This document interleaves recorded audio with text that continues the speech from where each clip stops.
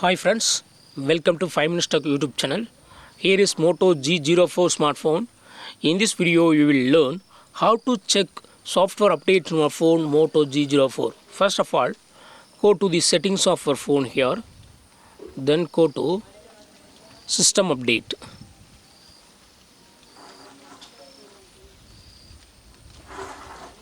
System updates, and here click on check for updates.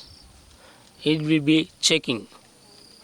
Everything looks good. You are using the latest software, Android version 14. Current software version is ULA 34.89.46.1. Security patch 5 January 2024. So you are up to date. If there is any update, here it will be showing and you can download and install. Okay, click on OK finally.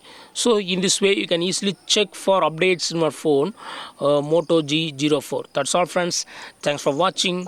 Bye.